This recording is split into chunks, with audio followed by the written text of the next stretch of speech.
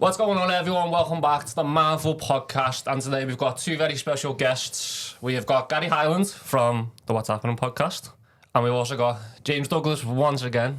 You went from being 3 weeks on a run. I know you went from being a co-host in the hot seat, now back to a co-host. Can't get rid of me. I know. It's nice being over this side, though. Why is it nice being that side? Yeah. Why? I don't know. Just less pressure. When you've got, I don't know. You've done quite a lot of. You've done a lot of podcasts. Yeah. But in terms of being a guest on a podcast, Yeah. I think it was. If I was a guest on yours, it was quite relaxing. You just didn't really know me. There was not a lot you could ask. Yeah. Whereas on this one, I've known you for I don't even know how long now. 8, 9. 2016. 2016. Yeah. Okay, maybe not. Yeah, about. Yeah. 2017, Okay, probably yeah. friends, because I hate It is mad. like- Like, it's cameras very- puts a different pressure on you, doesn't it? Like, you can sit there and have a conversation all day, but as soon as you sat in front of cameras, there's just that added bit of pressure, and your ass goes a little bit like... Yeah. Well, I thought more so because you know near enough most things about me. So Yeah. it was less intrusive, but also there was like You're no, thinking, no he's going to escape know I'm from lying it. here, isn't he? Yeah, no escape from it. Whereas you guys didn't know me. Yeah. You got me on because one of your guests had cancelled, and then we done another one, and it was just kind of you chat shit with people that you don't know. See, I'd love to be a guest. I think I'd love to be a guest on a podcast. Look at him Just thinking, any "Wow, podcast. I'd love to be a guest. Like, hey, do you have a podcast, Gary? I'd love to be a guest, you know? It's sorted, you know? It's flying. But to be fair, I would, because I've got to the point, I know I'm a host and I'm always going to be a host, Yeah. but I've got to the point, like, I'm a bit bored of asking questions, yeah. So someone asked me a question the other week and I was so happy because I Yeah, got that to was just me. talk about a meeting. Yeah. Was it you? That was me. Yeah? No, it is I'd different. miss It's it. completely Yeah. different. And that's the thing. When I started my first ever podcast, I put too much pressure on a structure. So I'd research them because my opening line would be like an icebreaker, and then I'd have like 3 topics about their life, and I'd show me notes later. I used to have like 4 pages of notes where I'd spend hours researching, and I was like, there's just far too much pressure on myself here. Whereas now, our podcast now, we have no structure at all, and sometimes it's good because it's just natural and organic, and sometimes you're just fucking clutching the straws to get anything. Like it's, we've had a couple of episodes where we've just gone, what was that like? That was horrendous. And sometimes it's good, but sometimes it's painful. Yeah, so 'cause- it's nice to have structure, but if you go too far, it takes the joy out of it. Yeah, because with your one, that was the only podcast that I've had nothing lined up for because it was going to be just complete Yeah. free flow. Just conversation. Yeah. But then when we had Kevin and Jarko, smashed it, Kevin and Jarko on, that was structured because I didn't know him and like he was kind of like a celebrity being a Yeah. pro boxer, Yeah. so I Yeah. wanted it to be able to be like. But oh, you want dit, to come across as a little bit professional as well. Do you know what I mean? Yeah. Like you're inviting someone into the air, and then you don't want to go, Saturn lad, don't even know what we're talking about. Yeah. You know what have we got? It's nice to go, I know what I'm talking about. So From your point of view, then going from your solo podcast Yep. in your dining room Yeah. to now a full-fledged studio. Yeah. You've got income, you've got sponsors. What's that like? do you know what? It's a nice feeling, but we were just lucky. It just happened. Like, if you actually look at our foundation and our setup, like, we shouldn't be as big as we are because we just hit something right. We were lucky. It's pure luck. Like, we didn't have a massive financial backing. Like, we owed our studio pure months of rent and everything because we were fucking skins. Like, we were lucky that the fella who owned the studio was like, I know you're good for it. Like, we've just struggled, but people have just fell in love with it. So we Yeah. were quite lucky. Like, we could have easily fell on our ass. Like, but we're still learning. But yeah. Don't you reckon all podcasts are like that? Because obviously you've got Adam Rowe who has the Have a Wear podcast, but I get my ear cut by his like a third cousin or Yeah. something, Michael Rowe. And we were talking last night about it, and he's saying he thinks that in a sense they just got lucky because it was lockdown. They People did. needed stuff like that. It was like a right time, but it's like it came at the right time. Their timing was impeccable. Like, as I said, people wanted something, so they were lucky. But with you'd have an element of luck. It's pure hard work as well. If you actually look at what they've done behind the scenes, like they've grafted, like the amount of work they put in. And I've been to their studio. It's insane, and the team they've got behind them and everything. Like, their income revenue is silly. It really? Silly, yeah. Like, it's mad what they can earn off there. Like, they've got one of the largest Patreons. Like, their Patreon structure is £3, £5 and £10, and they've got over 23,000 Patreons. Like, but they pump it all back in. Like, the Nashville special they done a 3-part Nashville special, and they paid for a whole production team from the Northwest to go over to Nashville, Tennessee and film, and they were there for like nearly 2 weeks. Like, it's insane what they've changed the pod game massively, and so many people sort of look at them as, you know, a benchmark, and some people get bitter and go, oh, you're just trying to copy. They didn't invent podcasts, but they've changed the game, so why can't you look at them as sort of like they're leading the game now? Let's sort of follow suit to an extent. And yeah, people might say, oh, you're just a copycat, but you're never going to catch up to them. They're insane what they're doing. No. How did they change the game then? Because obviously, if I look at the benchmark, I look at Joe Rogan, Stephen Bartlett, Chris Williamson. They're like the type of podcast I watch. But how have Adam and Darren that changed? I think it's just because of the production. So American podcasts seem to be huge. Like Joe Rogan, sort of, he's the trailblazer. He changed the game massively. But having a bespoke studio and set up on a proper production team, that's what worked. Whereas loads of people in the UK were doing podcasts, were just in the bedroom, low budget. And even Dan and Adam started off like in their bedroom and stuff, low budget. But they made the decision early on to pump money into a studio and get a professional setup and make a proper set and go from there. So I think that's why they've changed it, and they haven't slowed down. They've just continued fucking charging forward. And the amount of the size of the guests they get on and everything, it's ridiculous. Yeah, because they had Andrew Schultz on, didn't they, the other week? Schultz on the other week, Jimmy Carr's being on. They've had everyone on, Mark Normand and everything. Like, it's silly. So from your, obviously, their own podcast, your own podcast, what is your guys' benchmark? Do you have one, or is there anything that you just want to kind of get to the point? Because I know we were talking when I was on and said you've been making this, or you've been planning this for 3 years. You've got there. How does it feel? Yeah. So now you have got there. You just continue going. Will there be a benchmark where you just go, yeah, we've got what we want to get? Well, at the start, so I had one in my dining room, and that was just me because I wanted to talk to people. And then I met Danny on the comedy circuit in a rough boozer in Anfield, right, the Grove, in a beer garden. And he was like, oh, lad, I've been thinking about a podcast for 18 months. I've got my logo. I've got my idea. That's what I want to do. He said, I've heard you do a podcast and you've got equipment. Will you produce for me? So I just started producing Danny's. And he had a different co-host at the time who worked in the Baltic market, and he gave us the venue to record in. So we were just recording the Baltic. And we didn't have any goals or aspirations. It was just get recording, get it out on the internet. And then it didn't really work. Danny and the other co-host had some differences, and then he took a bit of a break, and then he launched again with Bobby and Matty. But he said to me, like, I want you on the camera full time rather than just producing. So we started then, and it was kind of fresh, and we were just building it slowly. We only had a couple hundred followers, and then a couple of clips started to sort of get a bit of traction, and we started to build a fan base. And I just said, listen, it was just a laugh for us, just lads sitting down, having fun. I said, let's get it to a point where it's self-sustainable, whereas it costs us no money. I said, that's the goal. So right now we're paying for studio space and we're paying for editing, whatever. Let's get to a point where it's bringing enough revenue in to cover that. Then we're happy, and then we'll set another goal from there. So we're self-sustainable now. We've got a loyal Patreon. It's about 600, 700 patrons at the minute. It's not huge, but they're loyal. So we get income from that. We've got a couple of sponsors. So none of us edit anymore. We've got a full-time producer and stuff. So all of our overheads are covered. And that was the goal for us. But now there's a little bit of pressure because there's an expectation from your fan base. So we promised the world to our fans. We're like, oh yeah, we'll get a Patreon special out every month and all that. But it's hard. Like, I work full-time, do comedy, the podcast, 4 kids. Bobby works full-time. Danny's a bum. He's a bum. He does not a lot. He's a bum. But like, but we've been promising the world to our fans, and we're not following through with them promises. So we had a meeting the other day, and we said, right, in the new year, now that none of us edit anymore, because it was all me, then Bobby started taking over the editing as well, and we shared it. And there's a lot. Anyone who edits knows how much goes into it. Like, it's graft. Yeah. And there's a lot of time, and time's money in it. So now that we've taken that away from ourselves, we've said we owe it to the fans now to give back and actually keep the content flowing. Because we have 6 podcast episodes a month. Like, we have 4 public episodes and 2 Patreon episodes. So we're flying with that, and we're consistent. But it's just adding bits to it now. So we've started to put plans in place, and we just need to keep up with it. So yeah, that's good. The next goal. Next goal. Can you talk about the plans? Or yeah, it's just finding things that are silly and funny. Like, we've pumped some money. So when we done a food special where we took over like a restaurant, and we all had to cook a 3-course meal, and we had judges and stuff, and we got a videographer on board and we put quite a bit of money into that. And it didn't really work out the way we wanted it to. And we were like, that was a lot of money and we didn't get much from it.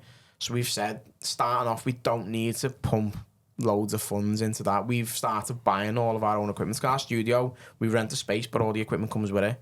So we didn't have any sort of inventory or anything. So now we started to buy our own equipment. So we've got it there. So when we go and do a Patreon special, we can just self-record. And sometimes, as much as having a professional videographer on board makes a difference, sometimes I think like a little funny home video, and you can tell that we've done on our own, that'll be hilarious rather than a big production team. So we're just going to do some small things that are cheap, cheerful, and keep people smiling. That's the plan, because we're known for just being stupid. Do you know what I mean? It's just 100%. Stupid. It's, like, our podcast is just a 3 o'clock in the morning, fueled conversation in the kitchen. That's all it is. Like, we've had episodes where we start talking about like the guest and what they're up to, and then we go on to ancient lost civilizations and how aliens built the pyramids, and then on to how the McFlurry machines broke in Mackies all the time in one episode. It just goes anywhere, and that's what we're known for. So we've smashed that in terms of stupid conversation, and we've got a loyal fan base. We just need to pay them back with some silly videos. That's what you want. I think the silly videos are the way forward, because like you said, it's great having a professional videographer there, but the people that are going to be watching are going to be people like us. Like, you're from West Derby, from Kenny. From Kenny. Swan. Yeah.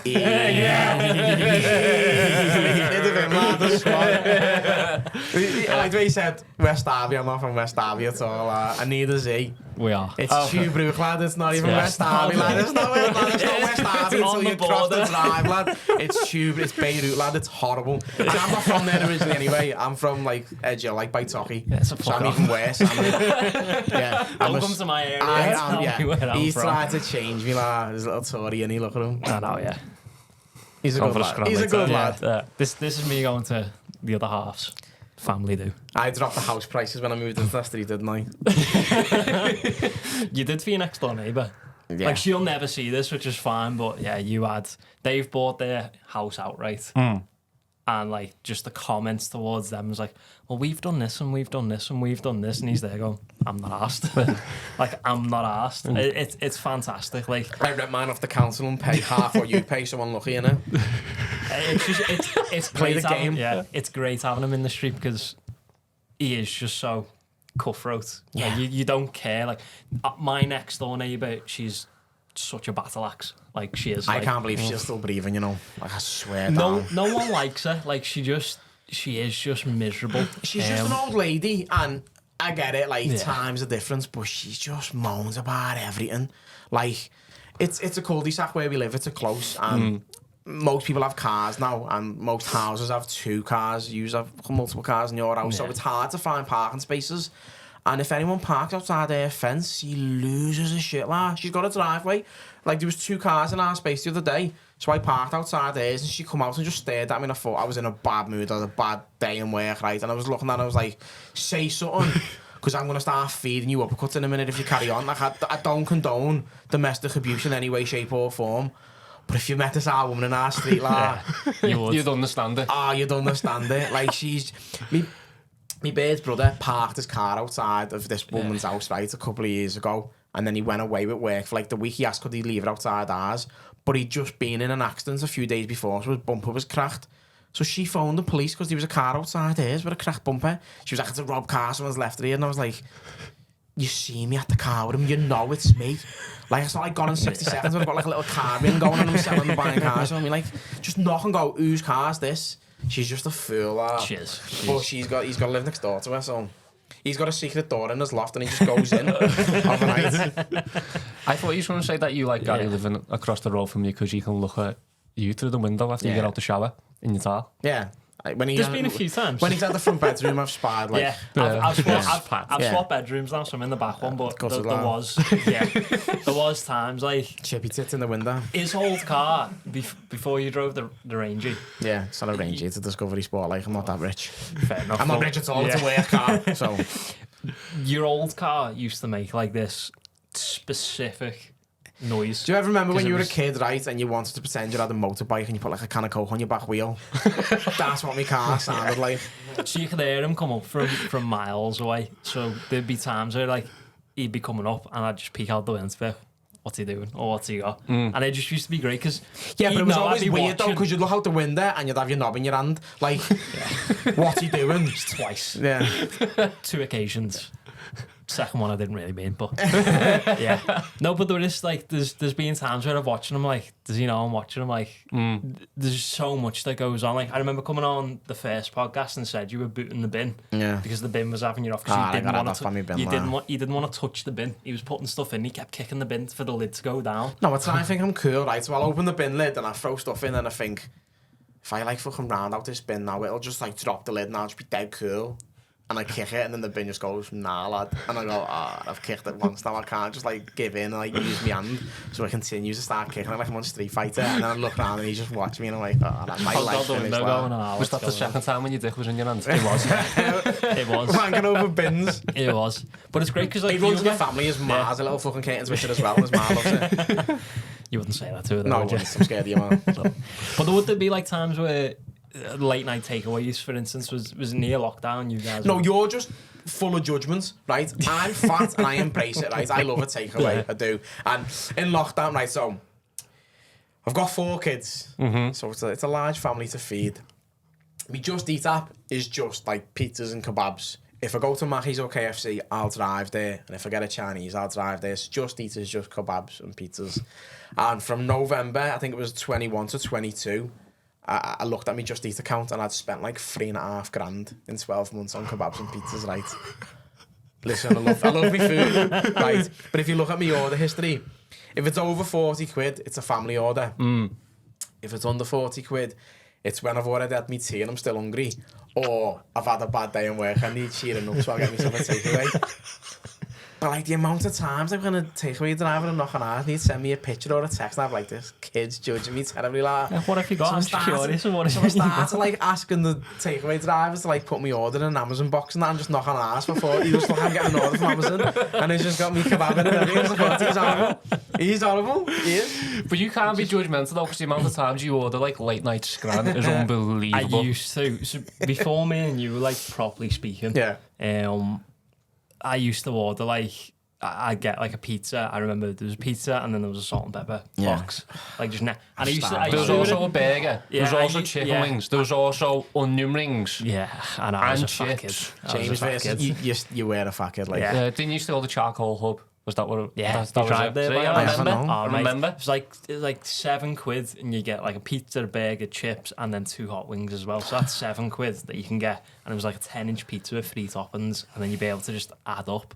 So you'd spend like Food's boss, innit, lad? It is great, you know. It is. Food, you know. But he's my PT now, so like it's hard to just go, I'm having this. It's very judgmental. It's like, can I have this? Is that If it makes you allowed? feel better, last night I had a doner meat and chips with a double cheeseburger with doner meat on, and then a portion of onion rings, portion of hot wings, and then I also got an extra portion of chips for free. I don't know why. Fat But bastard. you need to make sure that you're not eating shit. Yeah, But thank you look incredible, right? And I'm not being gay here, but you do. You look incredible, right? And like, it's insane the shape you're in, and to have that mentality. I'd love to have it, but at the same time, I just love being fat. Like, I love food. At the minute, if it makes you feel better, I have got fat again. I'm just a skinny Lad, fat again. if I take my keps off, right, I can't see me Joey because my neck Kelly's in the way. Like, I have to use a dentist mirror to have a look. Like, it's finished. It's bad. It's the level. Like, it's not even just takeaways, right? It's the level that I'm at, like the level of fatness I'm at. So my bird a few months back made some food, and I went into it. She made like a salmon dish or something, and I'm dead fussy. So I was like, I'm not interested. I was like, I'm going to order a takeaway. She was like, stop it. She went, you got one last night. You'll not have another takeaway. And then I went into the kitchen and I had a cob on. I was like, what do we make? And I couldn't be asked cooking anything. So I just put 24 Yorkshire puddings in the oven and made a jug of gravy. And just sat there on the couch, the jug of gravy on my belly, just scooping them and just like drinking the gravy and then eating it. And she just looked at me. She was like, what am I doing with you? Like, that's the level of fat I'm on. Do you know what? I love it though, because I've said it multiple times. See, the life that you live with still 4 kids, a full-time job, the podcast and comedy, and you're just not bothered. And like you're not, you're just authentically yourself. I am. And it's great. Sometimes it gets to me like at the point now we're having 4 kids and running around after the kids. I'm knackered going up the stairs and I think, Harry, make some better choices, lad. But I do it. I go through cycles. Like for my brother's wedding, I lost like 3.5 stone for my brother's wedding. I was like, sound. Went on a stag do. I had a heavy weekend and then just thought, fuck it, I fell off the wagon now and just continued to fall off the wagon for the next 6 months and put 4 stone back on. Like, I'll have little moments where I go, sort yourself out, lad, and I'll lose it all. And then I just think, I know, food's boss, grease is boss, lad. I love it. But it's so easy, though, like, just to eat all the scran. So I haven't been to the gym for about 2 months. I've gained, like, most of my fat back already. But it's just so easy. Like, you could take you 4 months to lose... Like what, 10 kg? Like, and about 4 minutes to put it back on. Yeah. It's mad, like, it's ridiculous. And like how much like little food that you'd have to eat at one point. And like I could have a kebab one night at 20 quid or the Mackies another night, go to KF and then go to Chippy, and like in that week I've gained like 2 kg of like 4 different meals. That's crazy, you know. To be fair, I order like £30 worth each time just for myself. So I don't help, but That's doing it right. it is doing it right. Like every time I go KF, and my bear would be like, oh, what do you want? I'll get my usual. So I get the stacker burger with a hash brown on. So it's 2 pieces of chicken, cheese, hash brown, supercharged sauce, sweet chilli. Heavy. I've just had a sex with me kept there, you know. I swear. Food boss in a lab. Boss. I get 9 spicy wings. I get a mini filler burger. I get the Kansas barbecue bites. I get a large popcorn. That comes like 30 quid. But that's what I get every time because I don't go KF much. Yeah. So if I'm going KF. Talking about KF, right? So when we go, it's going to sound stupid, but the kids get their own meal, right? No, but like they'll pick something. So like Lila loves hot wings, so she'll get a hot wing meal, and then Archie'll get like a strip meal, and then they get like a popcorn meal and stuff. And I'm saying to the kids the other week, I was like, when I was a kid, like if I was lucky to get a KFC, I'd be mad. It was just a bucket to share as a family. I was like, you're going to experience the family bucket fucking scenario. You're getting one. So I ordered one on Just Eat, right? We were watching a movie, and I ordered like a bucket, and it was like 8 chicken pieces with bone, 8 strips, some popcorn, some wings, chips, and drink and gravy. Like that was the bucket that I ordered. And Just Eat were taking the piss. It was like, can't find the driver, 20-minute delay. Can't find the driver, 20-minute delay. And I was like an hour and a half in, and I was like, You could have went down and got I could have went down and got it. And I never ordered from Tuberou KFC because it's rough as arseholes, but I just done it because I thought it's close. It'll be sound. And I was like, I'm going down here. So I flew down in the car, went in on the bounce, fuming. I was like, lad, I've ordered on Just Eat. He was like, driver issues. I know, we've had it all night. And he was like, you got it from the What's Happening podcast? I was like, I am, you know. Your driver's just turned up now, but I'll give you the order. I was like, sound. So we get to the back, and then I just seen him throwing things in off the shelf. And I was like, I'm getting some freebies here, you know. And he went, lad, you know, when you get home, right, just go on to Just Eat and just type in, like, you haven't had your food. He went, you might get a refund. So as soon as I got in the car, I went on Just Eat, and I was like, ordered an hour and a half ago, didn't get any food, drove down to the restaurant. He told me that the driver had already been and picked up my order, but still haven't received it. Not happy with the service, want a full refund. Gets home, right, starts dishing out all the food to the kids and all that, and then me doors getting bang like that, bang, bang, bang, and I was like, what's this? So I went on like me ring app and I looked, and it was a Just Eat driver, and I thought, Just Eat have told me that I've blagged that he's picked it up and not delivered it. He's fuming here. So I was like, I'm not answering the door, you know. Shitting myself to a takeaway driver outside ours. And she was like, just answer it, lad.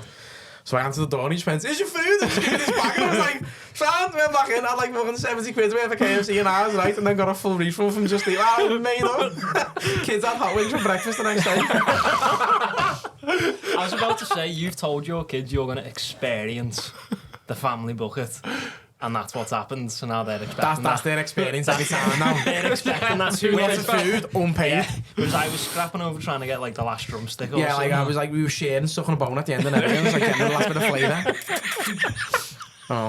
It's fun. Oh my God. Going on to, obviously, your kids, you've had a newborn. 17 months ago.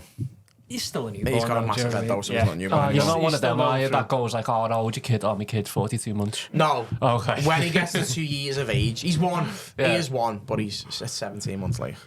Yeah, Oh, still technically I important, people like that, yeah. Yeah. But from... Seen that video where some woman goes, "Oh, how's the baby?" And she goes, "Oh, it's 72 weeks." And she goes, "What time is it?" She goes, 412 minutes past 1. Yeah, dickheads. That relates me to the Rolex video.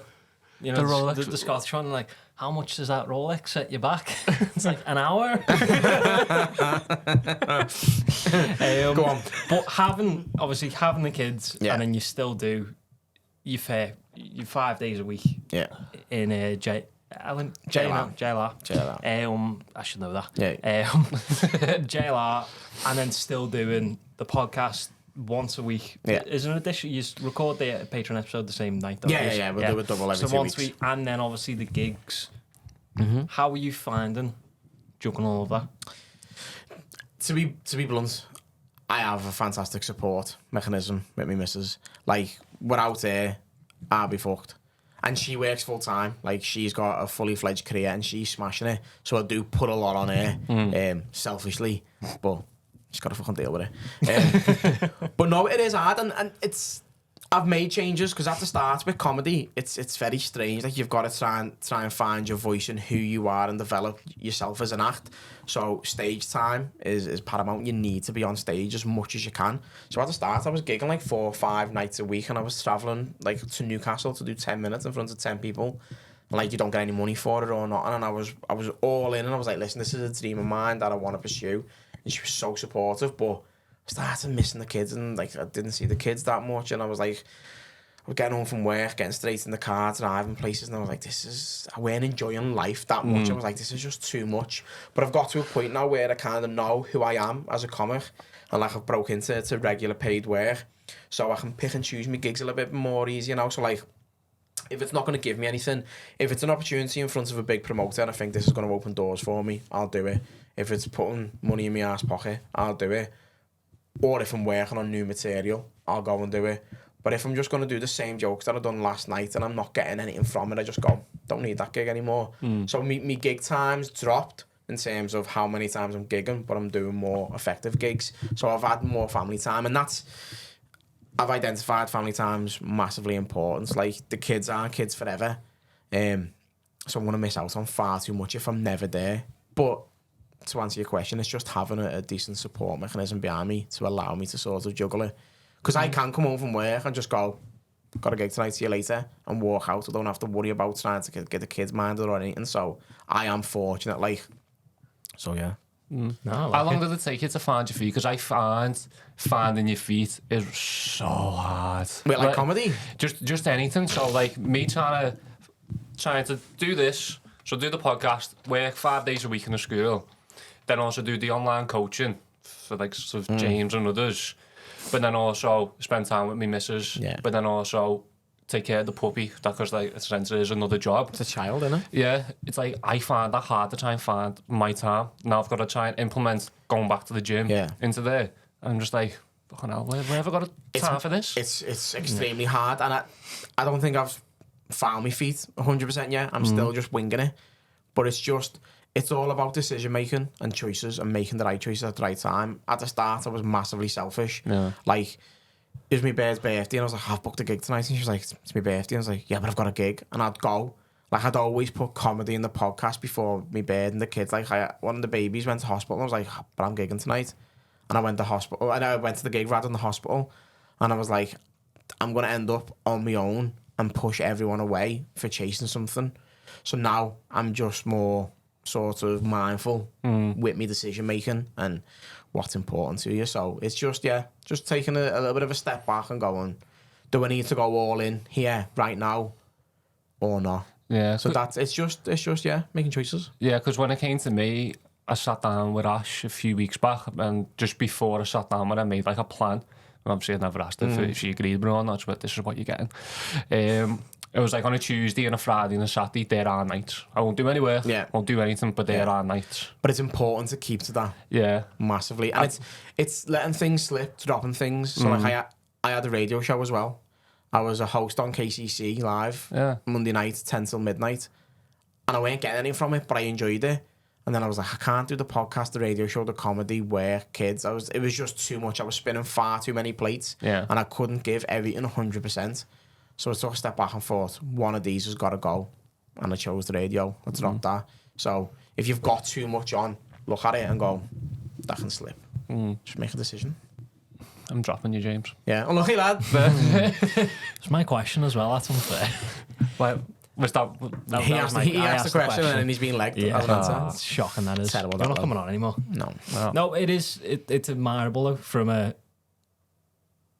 somebody who knows you in a sense and knows how much goes on behind the scenes and behind everything else. Like, you probably feel burnt out, and I've seen you on the weekends when you're just there and you bag your hoodie and you can't be bothered and you've not moved all day. But that's probably being fat as well, though. Everything that you do is admirable in a sense. Thanks. You've got so much going on, and you get one shot at life. We said this last week. You kind of get one shot, and you want to do what you want to do. And you're fortunate to have Mel to support you and go, well, I know you want to do that, so go do it. So it is admirable to a sense. But you've not exactly had it easy getting up to that. No, do you know what I mean? I haven't, but I'm a firm believer in, what you put in, you'll get out. You've got to work hard. Like I just said, you're here once, and life doesn't last forever. Like, it's not a long journey, really. It's quite short when you think about it. So it's just application, pure application. I've said this to my daughter. My daughter's 13, and she's not the sharpest tool in the shed. She's not. Like, she's fucking thick as pig shit sometimes. But I said to her, just as long as you try your best, I went, that's all I'm asked about. I went, I'm not bothered if you're not getting the best grades in school. I said, as long as you come home and go, do you know what, Dad? Worked hard today. Give it me all. I said, that's all you can do. Just make sure you give life your all. If there's dreams you've got, chase it. Graft. As I said, you're saying it's admirable having 4 kids, work, comedy, podcast. It's stuff I want to do, so I graft at it. And then, if I don't put it all in, and I go, well, I've only got myself to blame then. So, fucking work hard. Work hard, lad. That's all it is. No, look at you being inspirational. I know. This is me sad to him. I've never seen this before. Like that was a moment then between you two, the way you were looking at each other in the eyes. I just want to see his tits again in the window. No, it is. Do you ever reach a point, though? Because I'm like, I've read too much about David Goggins, so if I'm not trying hard enough, I'm being a bitch. He's a monster, though, isn't he? Yeah, it's like, if I'm not trying hard enough, then I'm doing something wrong. Do you ever feel like that point? It's like, I'm trying my hardest, but I need to do more.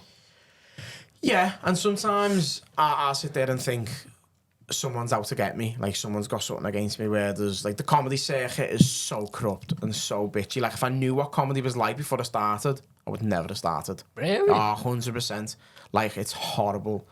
Like, the amount of corruption in the circuit is ridiculous. Like, the promoters, they think it's like a fucking mafia or something. They control everything, and it does me head in. And I started at 30, and I've had some arguments with promoters where they speak down to you like a piece of shit, and I'm like, who are you talking to, lad? I said, I'm a 30-year-old man with 3, like, I had 3 kids at the time. I was like, I'm a 30-year-old man with 3 kids. I won't speak down to me like a piece of shit, because I come round and I'll fucking choke you out. You know, like, they speak to you like shit. They think they control everything. So yeah, sometimes I'll sit there on the couch going, I've worked hard here, I deserve this, and I'm not getting it. Why? Is it because someone's got it out to get me, or am I doing something wrong? And I'll doubt myself. But now I've kind of, in the last 6 months, I've got to a point where I'm like, do you know what? All I can do is what I'm doing. And if it's meant to be, it's meant to be. If it's not, I know I've done everything in my power, and what'll be will be. That's how that's the point I've got to now, rather than crying about it.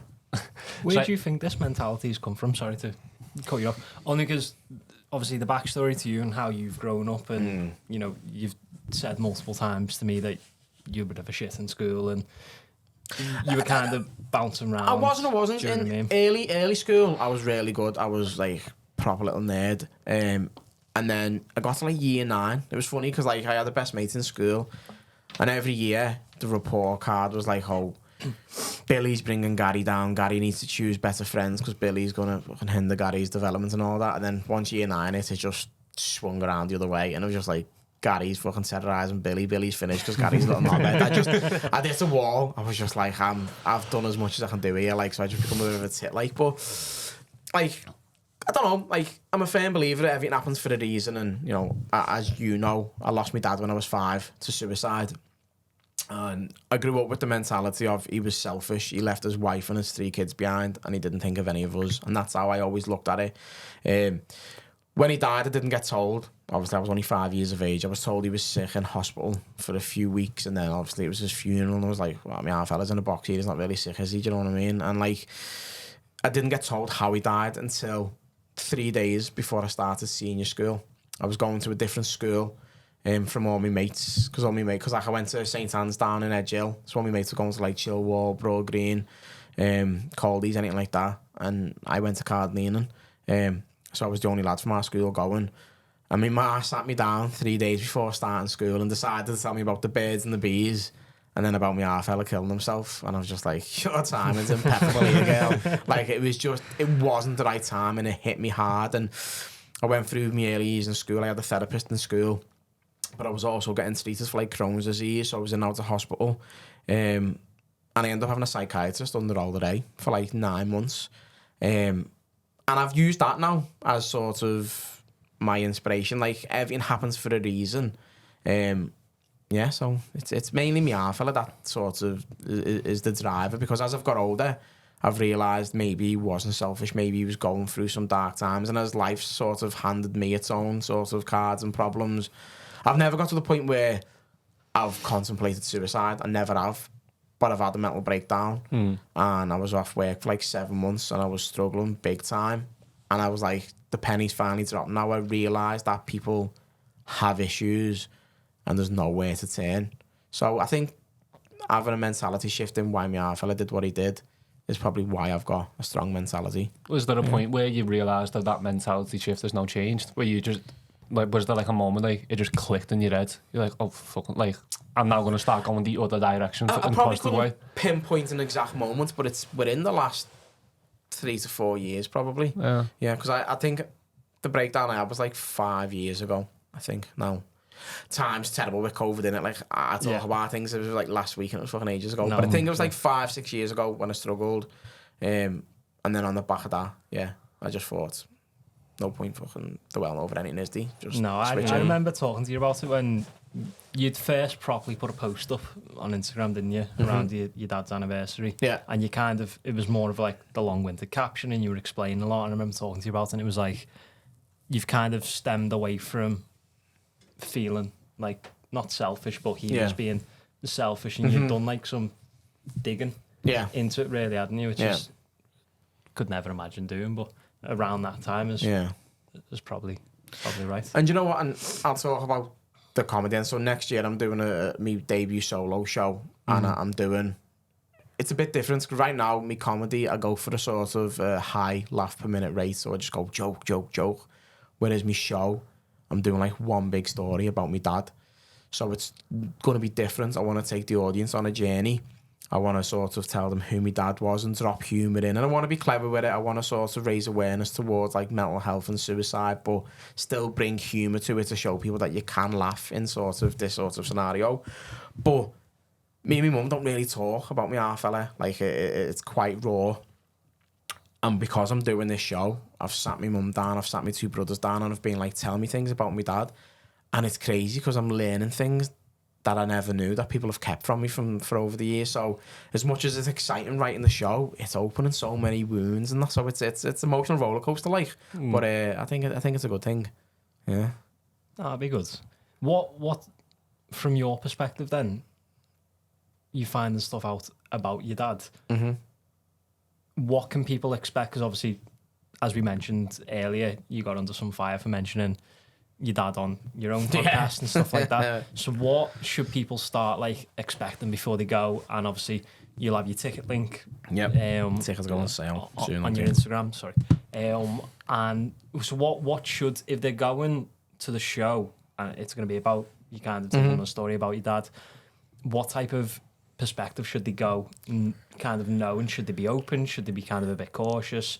Do you know what I mean? To be frank, I don't know. You want to say something? Go on. I was just say open-minded. Yeah, I think you've got to be open-minded, And it's, you're buying tickets for me, you've got to kind of, when I say you've got to kind of expect, because it's something different from what I've done before, I can't expect people to know what they're getting into, but it's still in its infancy. What I've struggled with is trying to force the funny into the subject right now, and what I'll do is I'll get writer's block because I'm trying to make something funny. So what I'm doing is I'm just writing a story of like my dad and his life, And once I've wrote that story, I'll go back and then try and interject humour into it and see what can stay in, what can come out. So right now, I'm just writing a story. So at this point, I don't have a comedy show. I'm just going to be self-indulgent talking about me half on stage for an hour. So we'll see what's what. Therapy session. But the thing is, but this is the fine line. So with comedy, right, I've tried to make jokes about my dad in the past, and I deal with grief, with humour quite a bit. Like I was like, as I said before, I got in trouble because my half fella hung himself or hanged himself because I got corrected the other day on YouTube comments. Someone was like, it's actually hanged, and I went, he's still dead, innit? It doesn't matter. Dickhead. But like, I've made jokes about that because that's how I cope with it. Like I said, he was a piñata at one point, and I put a post up of like my half fella's head on it, like a fucking donkey piñata or something, and people were like, you can't do that. I was like, why? It's my dad.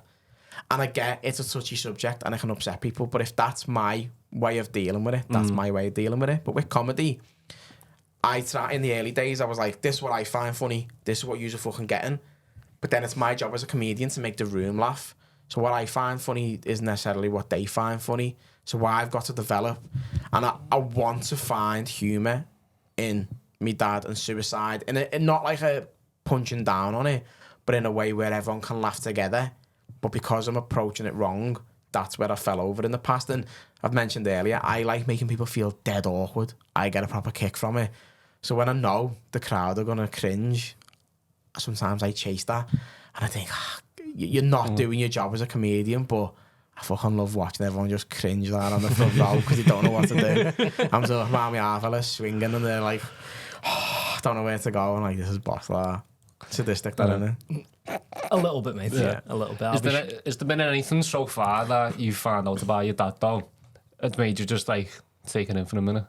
Because I could imagine it.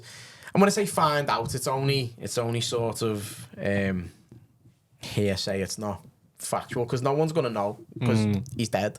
Like, you can't. There's questions that you can only ask him and he can answer, so we don't know. But like, my mum thinks that my mum and dad and my two brothers are from the Republic of Ireland, and they moved over to Liverpool. I think it was 89, and I was born in 91. So gypsies they are.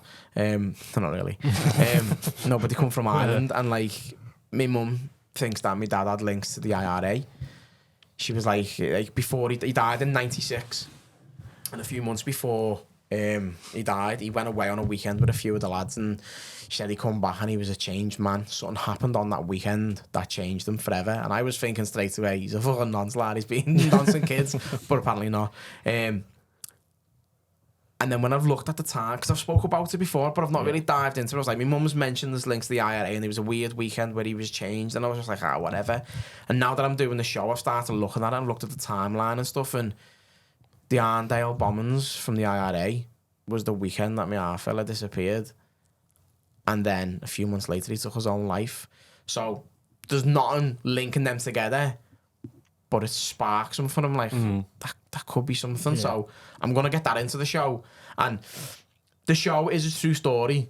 And there's obviously going to be the slight hint of exaggeration from time to time. So I'm probably going to exaggerate that my half fella was a terrorist in some way. But stuff like that I'm finding out that I would never have known. Do you know what I mean? How does that sit with you?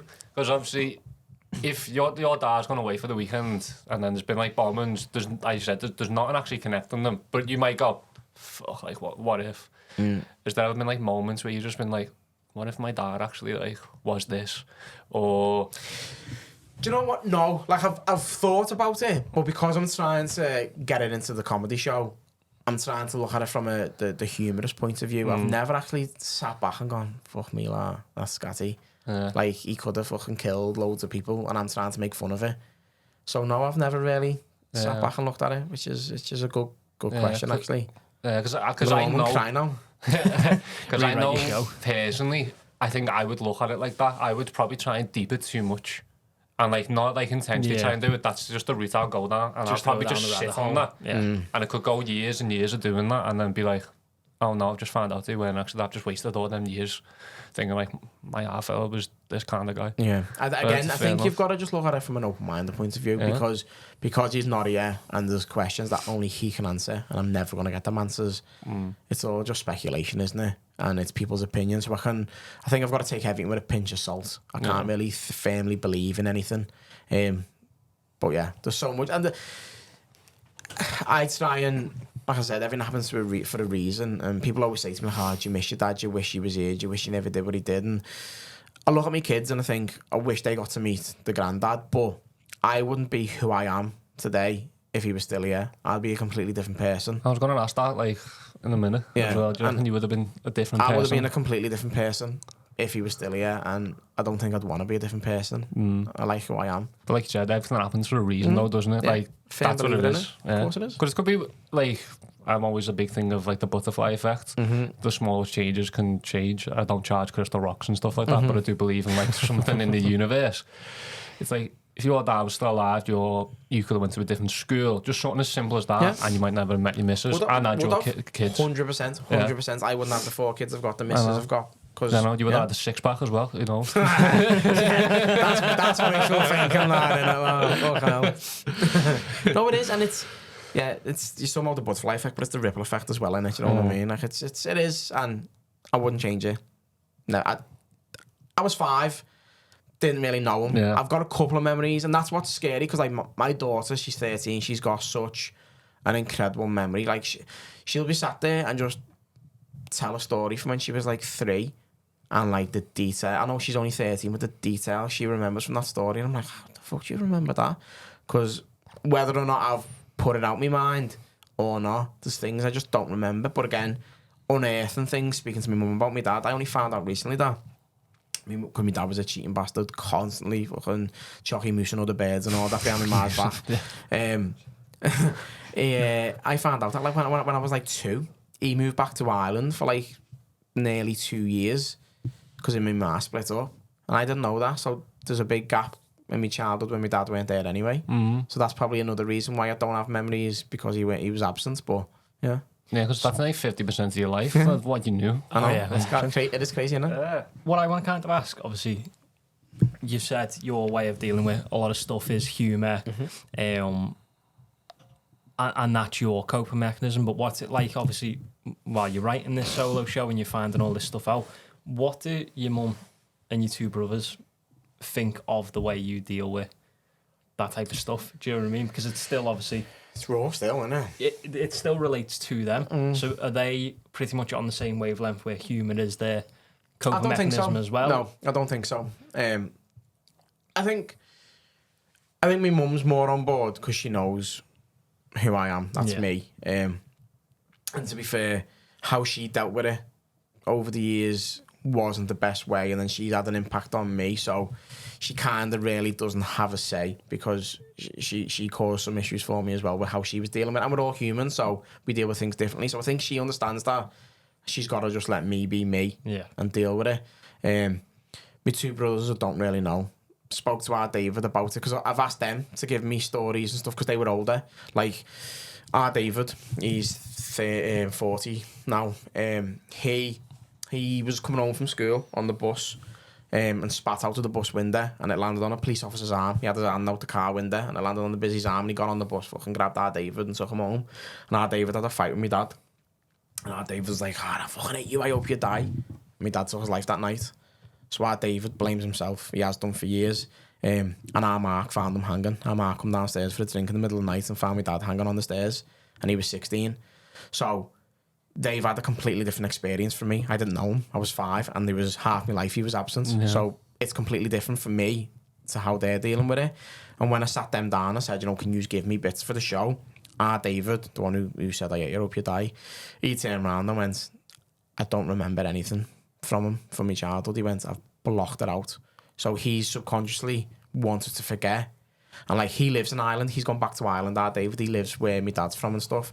And he won't go to the grave or not, and he's just cut off from it all. I think he's been to the grave like twice, because my nan and granddad were buried in the same plot with my half fella, and I think that's why he's been back to the grave. But apart from that, he lives 2 minutes away and doesn't go, because he's just cut that out of his life completely. So when I spoke to our David, he hasn't given me anything. And then he's quizzed me. He's been like, so what is the show? He said, is it a comedy show? Is it an awareness show? Like, what are you trying to do? And he's questioning what I'm trying to do with it. So I don't know if he agrees with the humour side of things or not. Yeah. But what about in terms of, obviously, the stuff that they've already seen, watched, and the comments you made? Is there usually any any backlash from that, or is it pretty much, as you were saying, you've got a supportive system from Mel's there's side? no backlash, but with comedy, you've got to kind of exaggerate loads of things anyway to try and find the humour and boost it. So, like, and I'm a leaky bucket. Like, someone tells me something once, that's it, then you're fucking getting nailed for it. So, like, I'll say something about my brothers, and they'll be like, why are you saying that, lad? Like, that's not 100% true. And I go, fuck it, it's out there now, innit? You know? Do you know what I mean? Like, our David, I've mentioned about on our podcast about our David, like, killing a dog. Like, he put his dog attacked another dog, like a racing greyhound, and got a taste of blood. This dog was called Saddam, by the way, so if that's not a red flag, I don't know what is. And this dog, like, mauled this fucking racing dog to bits, and it had a taste of blood, and it was dead vicious, and it was trying to attack people and everything. So we had to put it down, but the vet was like, it's €2,000 or something to put this dog down.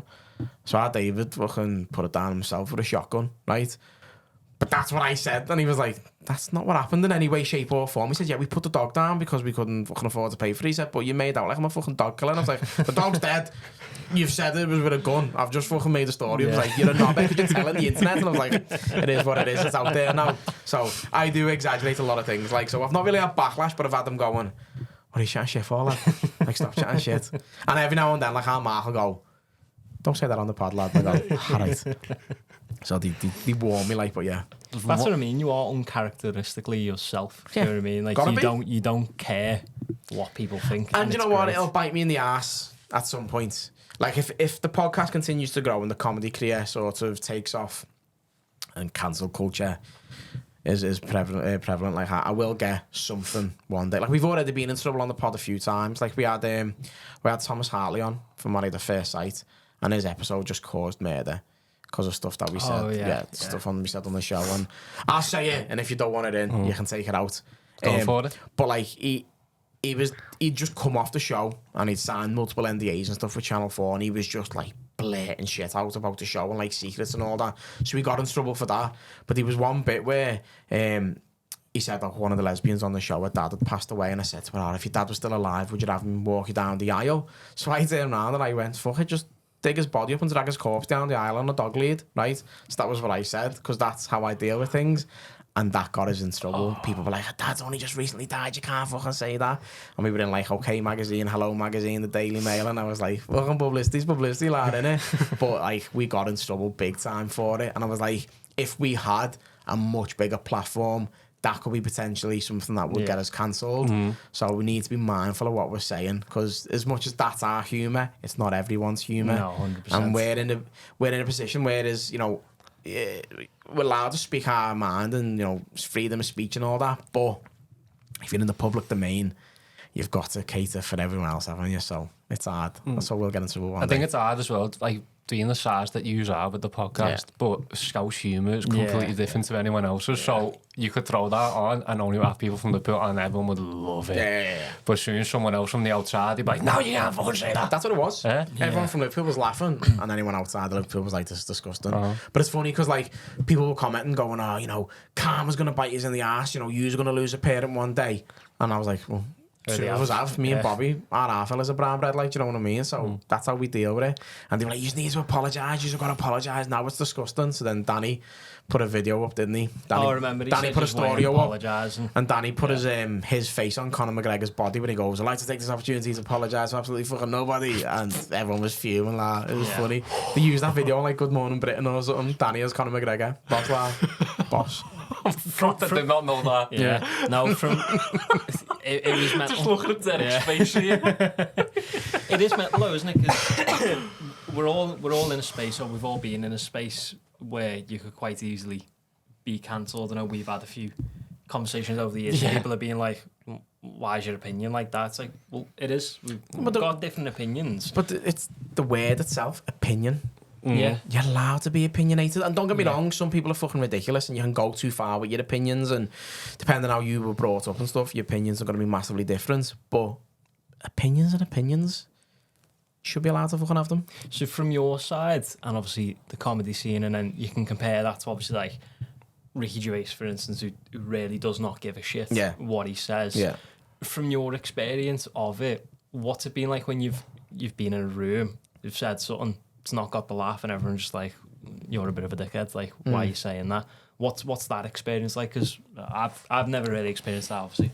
But you're making that out like you make a joke and every time you say it, everyone laughs. That sounds like I've never had that before. No, I've never been in an experience of a room where you say something and it goes dead awkward and it's like... Everyone will say a joke that won't get a laugh, but if you say something that really offends people... I'm not really offensive, but it's more around me dad. That's a topic that turns people off. And you have some, like... I have jokes about my kids being dickheads and stuff, and some people don't like that. And I used to have a joke about a lesbian, and like people that turns people off as well. But I'm not being offensive. Again, that's my opinion. I'm not being offensive, and you know, I don't go out my way to give offense. They've taken offense or something. It used to get to me a little bit.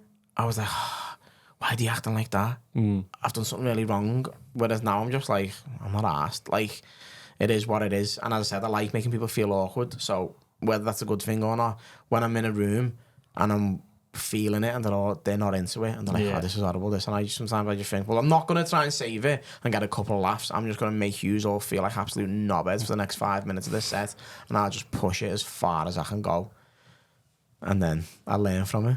It's funny. I feel like you would have been a heavy comedian like 15, 20 years ago, you know? Because like people were less offended and you could just get away with whatever you want. And that's the thing, like it's a conversation with your mates, you know. Yeah. You can fucking get away with murder, can't you? Do you know what I mean? Whereas if you're saying it in the public, you're fucked. And I'm not saying we're all knobheads. I'm not saying like we're all fucking racist or anything, because we're not. But you know, in the comfort of like 4 walls with your friends, you just can say stuff that no one's going to bat an eyelid. Yeah, exactly. It's reading the room. Yeah. But that's why I love Theo Von. I don't know if you watch any of Theo Von's clips and videos. He's ridiculous because he just says stuff and he's not arsed in the slightest. Like he was on a podcast a few months back. And he had, I think the hosts were 2 black fellas, and they were talking about racism. He was like, I'm not racist, he said, but I have flare-ups in traffic. Like, he just openly admits it. And they were just like, sound. Like, he just fucking accepted it for what he is, because that's him. He's so absurd, you know what I mean? Yeah. And he leans into it. So, I think the thing is, we're comics and saying things that are touchy or can be offensive. It's confidence in your delivery. Like... if you show any sign of weakness in your delivery, people will jump on that then. If you get to a point where you're that confident in what you're saying, you can't give people the opportunity to jump on you and they accept it. Like there was a comic from America, Ralphie May, big fat fella, he's dead now sadly, big white fella, and he used to drop like the M-bomb in a set all the time, and people were like, you can't say that. And he was like, why? He went, that's not the offensive bit about the joke. He was like, listen, I grew up in a community where you didn't have blacks and whites, you had rich and poor. He went, that was it. He went, we were poor, loads of black kids were poor. He went, I was part of that community, and he got away with it for years because of how confident he was in his delivery. Don't get me wrong, I'd never fucking risk that at all. I'd never even attempt to drop a word like that on stage. But you could just see that he was all about confidence, and if you can deliver it in the right way, you can say what you want, but comedy's changing. Far too many people get offended at too many things. So I don't think that's comedy changing. That's just the world that we live in. It's the world changing. Yeah, it is. Yeah. It's just unfortunate. It's the same with my daughter. Like the kids these days, like they're all far too woke. Like they get offended at everything. Like you'll say something, my daughter's going, "That's offensive. You can't say that." Like a few weeks ago, she said something, and I just went, "You're fucking stupid," you know. That's child abuse calling me stupid. I went, I'll fucking show you child abuse, girl. I'll start feeding your elbows for your tea if you want. That's child abuse. Just because I've called you stupid. Like, they're mad. They're too far. The generation these days is just, they go too far the other way. I find it obviously we've said this quite a bit, but Liverpool is such an opinionated city compared to a lot of others. Yeah, because we're a very open-minded / woke city, aren't we? Yeah. That's the way that Scousers are known for. No, it is. But Liverpool's a weird city though, you know, in terms of like, we were talking before about like saying it's like a Scouse sort of demographic. They'll laugh. What we found is like, and looking at other, like, have a word and stuff, Liverpool is such a supportive city and they'll get on board with you to a certain point, and once you reach a certain level of fame, then they just turn on you. It's weird, like. No, it is. It's weird. I think I was talking to you about this a couple of weeks back. One of our clients in work is the son of the owner of Home and Bargains, and he's kept himself out. Say that again. So one of our clients in work, he's the son of the owner of Home and Bargains. I've met the owners of Home and Bargains while working there. Fair play. Yeah. Well, he's kept himself out the public eye, and his PR team must be doing something great because he's from Liverpool. They were estimated at 6.3 billion last year. That's what he is worth, and I remember his son was saying, like, in a meeting, you know, My fella won't even let me attend a little bit. yeah, but he was like, my dad doesn't do interviews, my dad doesn't do this, because people just, like, latch onto, you know, you're from Liverpool, you should be doing this, you should be supporting this, you should be giving back here, remember your roots. And it's like, he doesn't do any of that because he will get that kind of opinion from. And that's what frustrates me, because he's worked hard his entire life to build an incredible business model and a highly successful business. So he doesn't know anyone anything. But people will go, you've got a bit of till behind you, you should fucking donate all your money to this. The person saying that, if you were in his position and you'd worked hard your whole life and you were now a multi-billionaire, would you be throwing your money away for nothing? I'm all for people with money donating and stuff. It's incredible. But you can't sit there and demand that people fucking give away their hard-earned money, because guaranteed that fucking bird who's saying it with fake lips and a fucking terrible wig on her head, if she was to be loaded and earn that money, she wouldn't be fucking giving it away. No, and until you're in the same shoes as someone, you can't really have that opinion. I remember watching an influencer do that. They shared a friend's like GoFundMe, and a friend wasn't rich, just an everyday ordinary thing, and I think she was trying to fund like 250 quid. And a mate was obviously pretty much loaded if there's a good amount of following.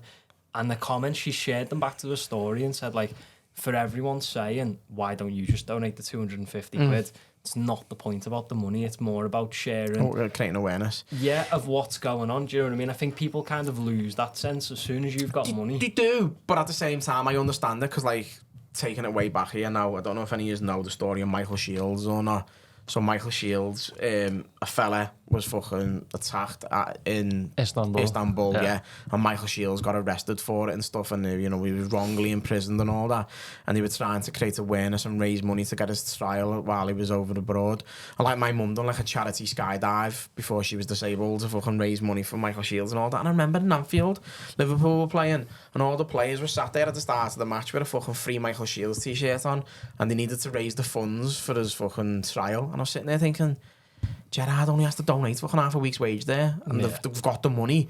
So why are you sitting there trying to create awareness on your t-shirts when you could just fucking pay for it? But again, I understand now that it is about getting the word out and creating awareness. It's not just the finances, but come on, you're all loaded playing Premier League football. Definitely. You could just go, lads, is the money fucking sorted, you know what I mean? So, would you in that situation? Not that specific scenario, but if you were loaded and then you've got people. I'd say the podcast takes off, your comedy career silly takes with money. off. I'm too generous with money. Like, silly. Like, I'm fucking skint. I don't have anything. Do you know what I mean? Like, I live pay the deal. Or was it payback to payback? Yeah. Years ago, like, fucking, I had a flat and I lived with a friend, and my mate, he was like, he had no money or not, and I was like, I need a mate to go to the gym with me. He was like, I can't afford it. I pay a gym membership. So I paid his gym membership for him, and then he didn't have a phone, so I got him a contract. So I got him a phone on contract, and then I let him live in ours, like, rent-free for a few months, because he had murder with his man and all that, and I was just like, I had outgoings that I didn't need to have because I was just being too generous, you know what I mean? And sometimes it'll bite you in the arse.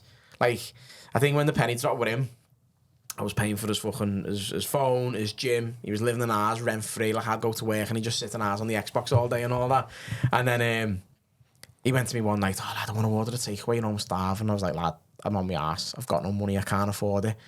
He's like, but it needs to be over a tenner for delivery, free delivery. And I was like, lad, I've got nothing. He was like, well, my meal's only like £9. And I went, just do us a favour, lad, just throw us a box of chips on to make it your delivery free. And he was like, sound. So I got a fucking box of chips, like 120 or something. And I was in work the next day and he texted me, he was like, all right, lad, you got that 120 for them chips? And I was like, you messing, lad, when you've been living in ours rent free? I said, you ordered the food on the phone that I'm paying for, you cheeky cunt. I was like, that's terrible, isn't it? And that's when I knew, I was like, stop being so generous. So yeah, if I had money, I reckon I still would give quite a bit away, but until I'm in that position, I'll never know. I'm going to remember that next time I'm like starving for a takeaway. Yeah. And don't I've brought you free food before. You have actually, as from Patson's. It was Patson's, and you were like, I was doing a gig in the Baltic from Patson's, giving me loads of free food. It's like, you've been given all this free food, you want some? I was like, too right, I want some. So I walked over and he stole a box of chicken and chips. I just want to know why you're always getting free scran, KF, Patterson's, showing out you haven't told us. Lad, the amount of free food I get. If the pod can do anything in life for me, it's free food. Like, I've had a couple of free KFs off it. Like, I went to the Edge Lane one in the drive-thru and the lads recognised me and gave me like 50-something quid worth of food for nothing. I was made up. He's probably sacked now, but that's why it's closed down. But we've got another one. There's a new like shumai restaurant down on Priory opening. And they keep messaging the page going, just come down, like get loads of free food, like sound. Me video of Nabsies, when I've got a video online of me saying I wanted to call the baby Nabsy, little ginger kid, fucking red salt all over his head. And Nabsies were like, free food for you, lad. I was like, fucking sound. Listen, if I can get anything out of comedy, if it's free food, I'm flying. I'm not asked about feeding the kids, I just eat the food on my own. Free food, lad. What's that like for you from a... that's just thinking about free food, thinking about calling my future kid Nabsy, to be fair. If that's the case, in this podcast, we were talking red salt on his head, lad. That's got to be. We love a Chemo's, right? Chemo's chicken kebab, half an hour for their chili sauce is ridiculous, right? And we were talking the other day, and we were like, should we reach out to Chemo's and see if they'll give us a sponsorship for the pod and just give us food? Like, we don't want any money. Just like every time we're in the studio, just send us chicken kebabs. And we were like, where's far too fat, lad? We're talking about business ideas and just asking us to get free food as a sponsorship payment. So money is not the be all and end all. Food is. Yeah, but you can't pay your rent on your studio with chicken kebabs, can you? You have to sound landlord. Yeah.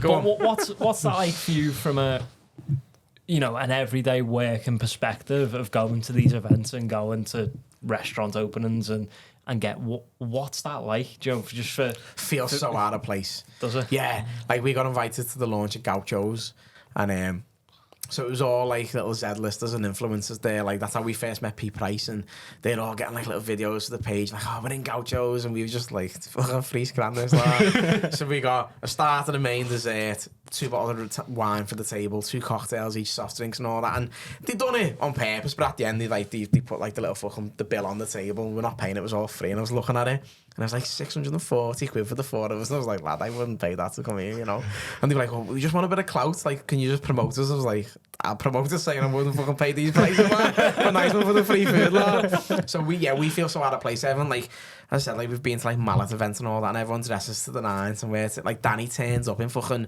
minty harachis with his fucking strings tied on his little North Face hoodie and all that, and we're like, what are we doing here? But ride it while it's there, innit? Ride the wave, do you know what I mean? I love it though, because funny. You're breaking the boundaries of, we belong here, and then you're like, well, we're here because we're sound with them. Yeah, that's exactly what it is. Yeah, we don't.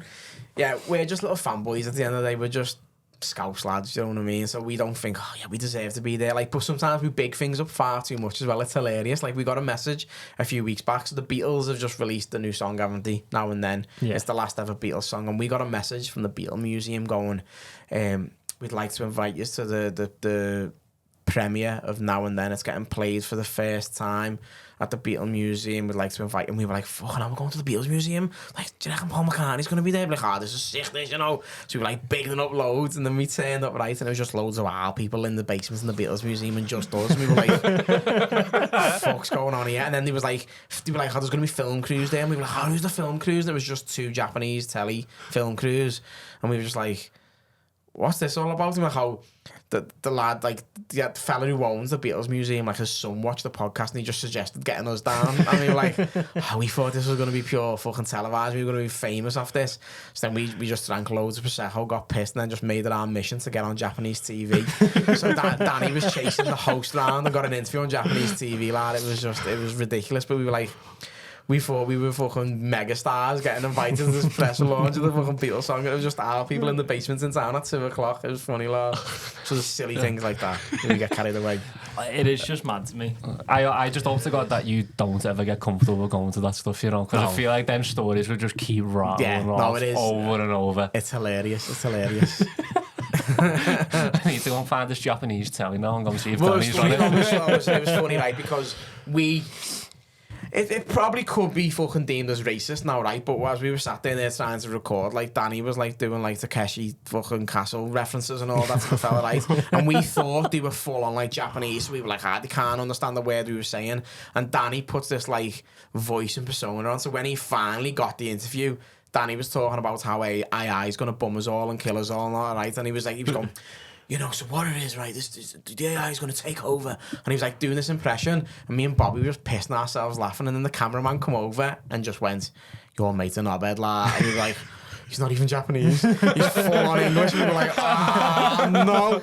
And then they packed up, and then Danny was going, so when will this be out on Japanese telly? And the fella's going, it's not going to be, lad. You're not going to be on the telly. And he was like, can you send me the raw footage then so I can put it up? And he was like, no, I don't want our name against this whatsoever. And then we left and we were walking around town and we'd been fucking drinking Prosecco all day, so we were bladdered. And we just like kept seeing this film crew around town. And Danny kept approaching them going, do you want to do another interview? And they were like, no, lad, just leave us alone. And Danny was just being an absolute knobhead, lad. It was hilarious. So just keep being us. That's it. I love it because everyone from the outside, I reckon everyone from Liverpool, outside of Liverpool, would look at that and just go, what a bunch of twats. Yeah. Do you know what I mean? But everyone in Liverpool can respect that he's just living. Yeah. And riding the wave. That's And it. it's great. That's what makes us like so special, though, doesn't it? Liverpool? Like, not to fucking suck our own dicks, but that's what does makes us boss. Yeah. It It makes us boss. is, yeah. We don't take things too serious, do we? No. So, yeah. No, I love it. So before, obviously, we kind of wrap up, I've asked everything I need to. I just want to know more about I know, when you over today. When your show is out. My show, so yeah, the solo show. What I've done is, as I said, I've toyed with the idea of writing a show about my dad for a long time, but I didn't know how to do it or the right way to approach it, so I kept putting it off. So what I decided was, if I put a date in the diary, I've put pressure on myself then to actually do it. So 30th of May 2024, it's a Thursday night in Hot Water's new venue, Blackstock Market. That'll be the first proper show. We're not going to footy, that's a Thursday night, yeah. I've already booked the tickets. Feel free. Yeah, nice one. What I'm going to do, I'm going to do some work in progress shows as I write. I'm going to do the work in progress out of Liverpool because we're Hot Water. The largest room they've got holds like 600 people. So if the fans of the pod and stuff are loyal, they'll buy tickets. That could potentially sell out the big room. So I don't want to do the material in Liverpool and people see it before the show because the show's going to be so different. I don't want to ruin it. So I'll do work in progress outside of the city over the next few months as I'm working on it.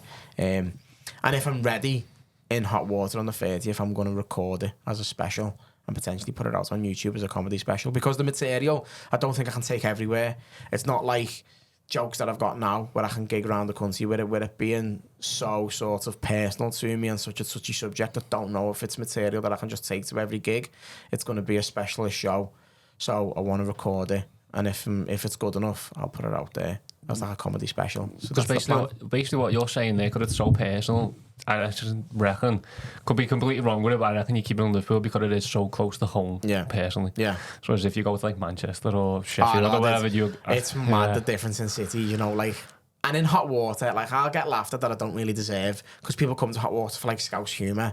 I'll say stuff and get fucking like applause breaks, and I go, how far should be on live with the Apollo, me like. And then I'll go to Manchester 2 days later and people are just staring at me and I'm like, I got laughs last week, you know, and I was like, oh, what am I doing here? Like, it's painful. It's painful. I remember you took me to you come to the laughy end of Manchester and you just watch me bomb for 20 minutes. It was hilarious. Like. But like, he was like, I thought you were half decent. I was like, no, I'm good, you know, man. It went even, you were on last, weren't you? And obviously there was a few painful acts in between as well. The acts beforehand, the audience was shite anyway. Like, they really weren't laughing. They were our age, and you'd think they'd kind of get on board and be like, you know, this is just a night out. It's quite funny. And they weren't. They were just so up their own arses. Yeah. And they were just like, oh, we're here for this sense of humour. And the acts were so different as well. And it was painful to watch one of them. And he was proper trying, and you can see it. And he was like very passionate about it. And you just laugh anyway and go, we made this night at sound, but they were stone cold. And you've got him going on last, sitting in the corner going, I don't really know what to do. I do this? Do I do this? Do I do this? And it was just the different level of humour, because the week before I'd come to Hot Water and he'd done the exact same set. Yeah. And it was like just normal. Do you know what I mean? Then here to Manchester, it was so fucking different. But as a comedian though, I've got to then learn to deal with different rooms and stuff. And in the past, sorry, that Iron Bruise got to me. In the past, I'd go on stage and I have a set and I was like, you're getting this set regardless of how you fucking react. And if no one's enjoying it, I would just still fucking deliver it. I was like, I've got a script in my head and this is what you're getting. When you see the amazing comics, they can just read the room straight away. They could drop 2 lines and go, not happening this, and just take it in a completely different direction and just win the audience over. That's the point I want to get at. And I feel like I'm slowly getting there, whereas I'll go out on stage, say a few lines and go, they're not feeling this today. and then I've got a big enough sort of bank of jokes where I can just take them on a different journey, and I'm enjoying MCing more. Like I'm on Hot Water on Tuesday MCing, and I just enjoy that so much more because you're not got pressure to get your jokes out. You just talk to the people and you can get some fucking golden ones from that. Like, so that's what I'm planning to do for the next sort of few months. Work on my show and just MC and be loose on stage. So that's the plan, because then I'll grow as a comic as well. So Yeah. Mm-hmm.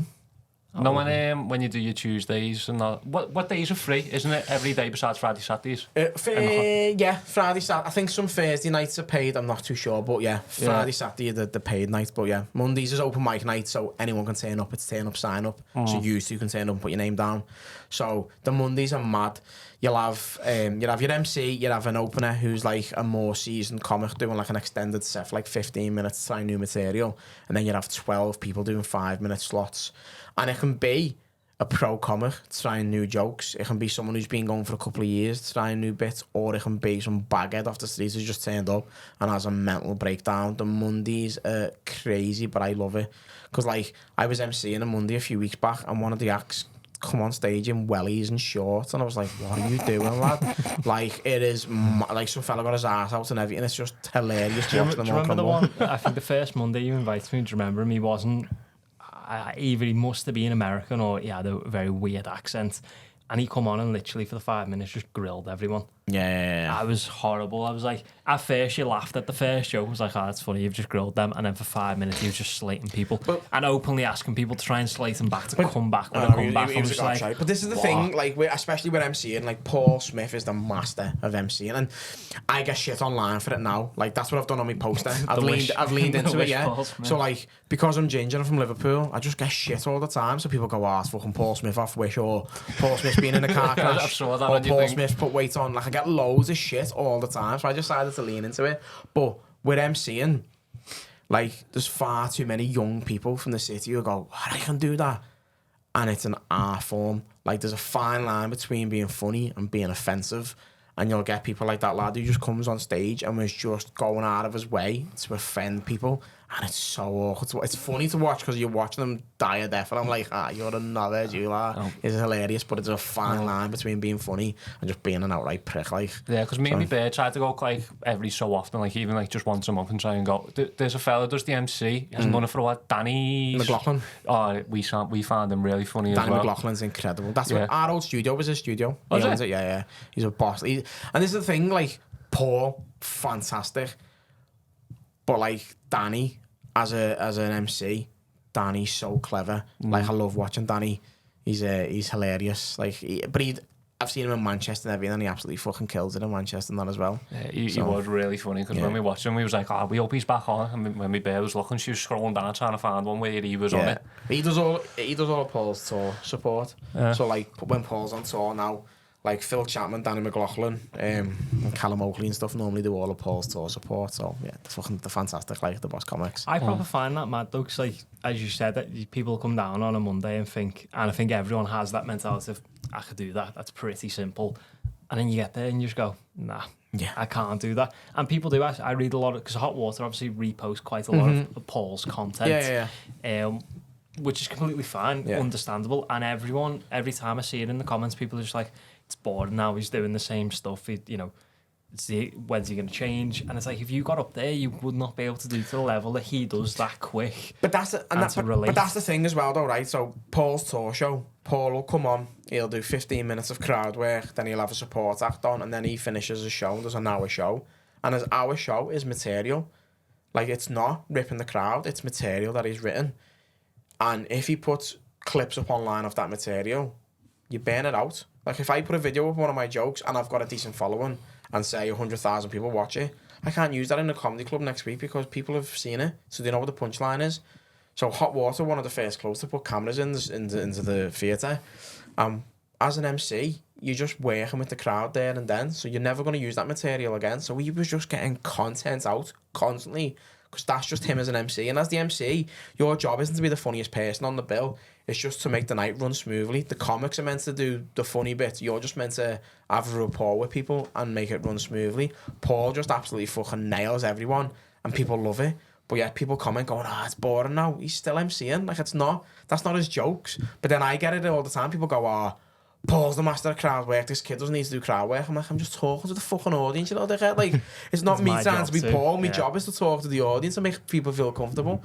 But yeah, it's mad. It's mad. People are crazy. But half them people who reply online as well, never ever have they ever been to the comedy club. They just sit there and watch videos online and think they know everything. Do you know what I mean? No, madness. 100%. But Paul doesn't need to change anything because he's fucking just bought himself a McLaren on the back of calling people fat slags. So Yeah, there you go. do you know what I mean? Like, imagine, right, being able to buy a McLaren because you're calling someone a fat slag. Like, you've made life there, haven't you? Do you know what I mean? Like, That's the next level. Well, that's the thing. He's just, and that's where he makes his money now. His tours, like, he's just come off the back of like something like 110 date tour show around the country. Like, the money he earns from that tour show, like, he only has to do a couple of tours and he's set up for life. Like, it's silly. Like, he's had a Bentley, a Lamborghini, a McLaren. Like, it's silly. He was on a podcast a few weeks back talking about he was trying to buy a plane. He was going to buy a jet, a little private jet, and like it's only like 30 quid a week to keep it in Liverpool airport. Then all he's got to do is hire a pilot. It's like, it's just easier. I was like, imagine getting to the point, just standing on stage offending people, and you can buy a jet. It's mad, innit? I'm just thinking about like the amount of Yorkshire puddings you can eat with. How much gravy for that money? Imagine on me tombstone, like, death by Yorkshire puddings. Like. How many Yorkshire puddings do you reckon it'll take to kill you? To kill you? Yeah, like just consecutively eating Yorkshire puddings. You get proper constipated. Is it going to be dry? Like, if you have gravy, like moisture, or is it just dry? Did you eat all 24? Fucking did I? Yes. What do you think the limit is? Don't know. Because I seen this the other week, because we used to, in work like years ago, we used to do like the cheeseburger challenge and shutdown. So we'd get like 7 cheeseburgers and you had to eat them with no drink, and the fastest person won, you know, like for like 20 quid in. It was like our annual shutdown sort of thing. But I'm dead fussy and I wouldn't eat cheeseburgers, so I was like, let's do it with nuggets. Let's like get like 100 nuggets, and whoever eats the 100 nuggets the fastest. And no one ever did it for me because they were all ass. But I seen something a few weeks back and it was like some fella died after eating like 413 nuggets. Something like that. Oh, and and someone commented on these saying, if 412 is the limit. Yeah. So I was like, that's fucking incredible. So I know that 412. I've seen that on Facebook as well. That is like, how many Yorkshire puddings do you think you could eat? So you get to a point and go, nah, it's enough. Do you know what I mean? Depends. It's Christmas Day. I reckon I could easily fucking shovel at least 60, 70 Yorkshire puddings down me throat like that. Is that without the roast though, or is that with the roast? No, without the roast. Oh, just okay. if it was just puddings. Yorkshire puddings with a jug of gravy for a bit of moisture, I reckon I'd get into 60, 70s, yeah. What are you? I don't know, I was having a 24 in one go before, so I don't know. Start off 24. What did you say, 60, 70? I reckon there's a special here somewhere. Yeah. Should we do you a want to come record? back? Come back and just have a Yorkshire pudding competition? Just a mukbang. Yeah, that's We don't even it. have to talk. What was it, 60, 70? I reckon so, yeah. I reckon 71. He's going to outdo me. I think 60, 70 is like too light. Yeah, I think it could be. You know, I reckon that's about. It's just air, innit? That's what I mean. Like, if we have a roast with the family, There's I'll not always much go cons, back it's and not- take yeah. another 3-4 Yorkshire Yeah, there's not puddings much and in just it. scran them. And after having all the sides and the chicken, do you know what I mean? So I reckon if you just give me a plate, like, I reckon like 100's doable easily. Yeah, probably. Sounds like a challenge. It's a I challenge. reckon that, 100's doable, you know. Depends what size they are as well. I innit? There's also just want to little do the ones. chicken nugget challenge though. Let's do it. I Let's get think another we've challenge. spoke about that, have we, in the past? Has it been me and you? Yeah. But I don't like sauce, so I'm dry. Wow. Yeah. I'll have a hot sauce, that's about it. I like hot sauce, but I don't have ketchup, mayo, fucking barbecue, sweet and sour, nothing. Yeah, I know, I'm a rat, I know. Chili wing challenge. We've spoke about that. Chili wing challenge? There's a hot wing challenge. Yeah. There's a couple of places in town that do like extremely hot wings. I'm and dead that. picky with hot wings though. Like, I prefer them. You if they're prefer not- to grill them, don't you? Yeah. So I don't like the breaded ones unless they're from KFC. So like, if we're ordering from like a pizza gaff or something, Yeah. I'll happily ring up and go, "What are your hot wings?" Because I don't like the breaded ones. I just prefer like the grilled. To be honest, I had hot wings last night, like I said, and you get 6, roughly, give or take, on normal. Normally I can nail them like in a minute or two. But they were that hot, my arse was on fire, I could only eat 3 out of bin them. Yeah, ring of fire everywhere, Johnny Cash. Just cut out the middleman, rub it on your lips, rub it on your bumhole, flying. I'm down. It's different content. Yeah.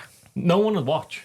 No, So that's zero views hilarious. if No, we just no, sit that's here it. and try and No, that's demolish hilarious. Just 100 watching Yorkshire us puddings. fucking die over eating nuggets, like, Yeah. just eating chickens' arseholes everywhere on I camera. thought this. I went to Amalia before Mill left. We went to Amalia and she's ordered like a really nice starter, really nice pasta, and I didn't get a starter. And I just went, "Give me the calzone challenge as I got." How did you get on?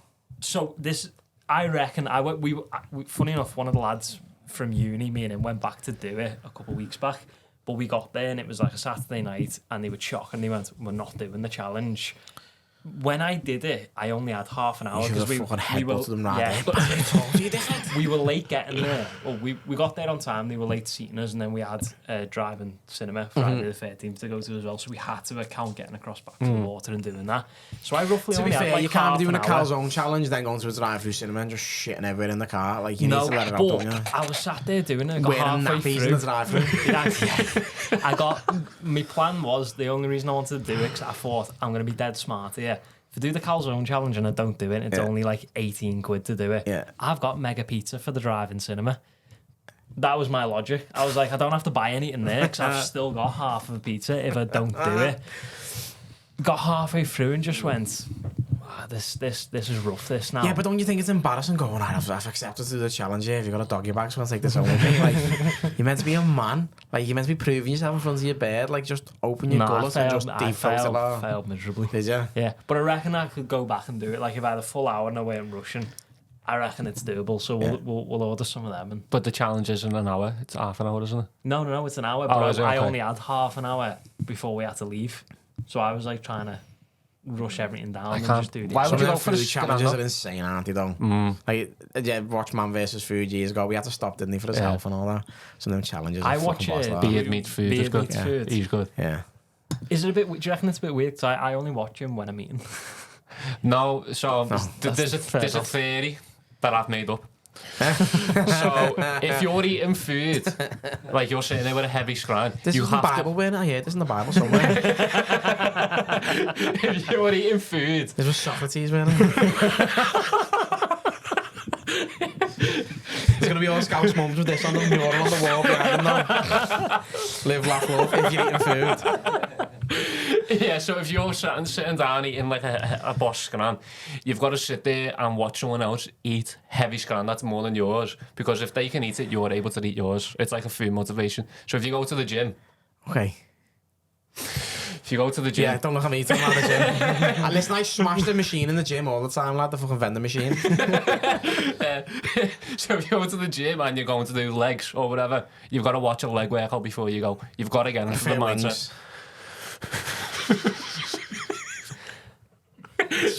You can tell me. Slow burner. It's not the audience, but I read the room. Shut up, James. That makes sense, though, you know, it does. Yeah, you've got There's to do logic that. behind it. It makes sense. Sometimes before footy, if we go and play footy on a Thursday, I'll watch footy compilations of like a defender. So I can get Fucking gay, that get in this. He's making us mad and everything like that.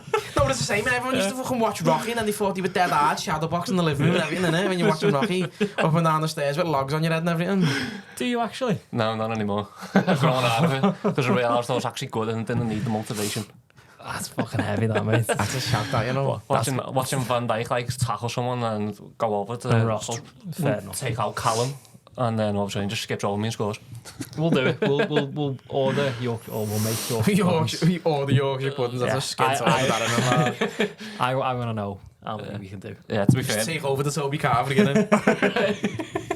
Would they allow us? I reckon they would. What do you want? Many Yorkshire puddings as I can, please. I was making my own Yorkshire puddings a few years ago. And I didn't have any oil in the cupboard, and I was like, I use coconut oil. So I used coconut oil. It was sound, it just tasted a bit different, because obviously fucking coconut oil is quite prominent. And then a few days later, I booked a colonic irrigation, right? Get me ass fucking squirted. And my babe was like, I'm coming with you, because it was a woman who ran it down on Tuebrook, like the Ozone or something it's called, right? Something's going to go on. And she was like, yeah, I'm not letting another woman put her hands near your arsehole if I'm not there. She was like, I'm coming with you. And I was like, yeah, sound. So my babe comes in with me. And my babe knows the woman. And the sister went to school together. So they're all having small talk while this woman's putting a tube up my arse, right? And she decided to use coconut oil as a lubricant. And lad, all I could think about was these Yorkshire puddings that was scanned. I was like, this just smells weird, lad. It's horrible, maddest experience in my life, that. Couldn't trust the fart either. Shit myself twice driving home, only from Tuebrook. It was the maddest feeling ever. Like in the fetal position with this tube up your hoop, just pumping poo nuggets out of you. What's the benefits of it? What are the actual benefits of what they tell you the benefits are? So they tell you, like, you know, it cleans out your system. And I got a coffee enema afterwards, right? It's not like Kenko or not, it's like a medical coffee. And it's meant to, like, help, like, your fucking cell regeneration and all that. And it's meant to be really good for you. And I was like, I need it. Because I've got a theory that I'm blocked, right? I think I've swallowed the cork because I'm just swollen on the front. There's just pure fucking mass in there, but I'm not that fat. It's just all belly and chin. So I was like, this is going to clear me out. This is going to help me out. Do you know what I mean? And like, I'm just watching all this fucking shit fly out of me and that. And like halfway through, she goes, right, go to the toilet and you have to fucking squirt it all out. And it's weird because she's like, you're going to feel the sensation that you need to fart or pass rinse. She's like, just don't do it, hold it in. So I'm just lying there holding it going, I'm going to squirt everywhere, lad. And at the end of it, she was like, I think you could do it at least 10 to 12 sessions. And I was like, this was 180 quid. You think that? I was like, I am not coming back and getting bummed for another fucking 10 times. Like, not a chance. So I didn't feel any benefits from it. I probably should have. I should have went back. If we earn more money from the podcast, I'm going to get myself another Planet Bar. But yeah. Paul Smith over here, McLaren's, Gary Hyland, I'm cleansed. Leaky arsehole on telly, lad. Get a sponsorship off them, I know, yeah. Let's do it. I'm going to reach out. Ozone in Subaru class sponsor our podcast. We'll do one live on the podcast. But I was doing... Yeah, Patreon special. I was actually, before we go, I was telling someone in work about this in my old job. And he was dead he was like the quality manager. So he was senior management. He had the high up job, like, and he was dead intrigued. He was like...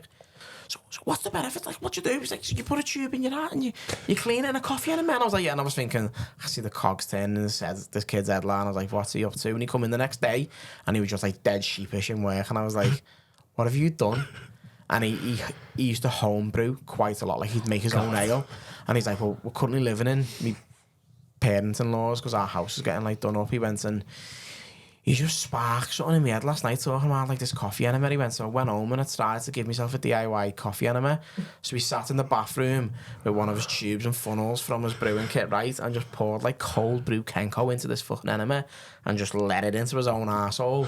And his like mother-in-law walked in and it's like squirted all over the bathroom and everything. He was like, lad, it was just horrendous, you know? And I was like, what are you doing? What the fuck are you doing? Give himself a fucking DIY coffee enema. You can't come back from that. No.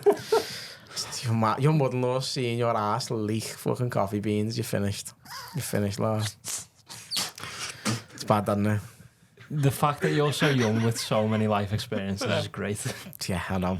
It's good, isn't it? It's good, lad. Oh my god. Don't even fucking touch the surface there as well. There's so much more. We'll do it for a mukbang. Let's get it done. Well, Jesus We're squaring nuggets at each other. Fucking hell, I don't think I've laughed that much in a long time, you know. No, do you know what? I enjoyed this. Do you know what? It was good. It's different because we have serious conversation and we can still have a laugh as well. Yeah. So I thoroughly enjoyed it. And you'll definitely have to come on our podcast, 100%.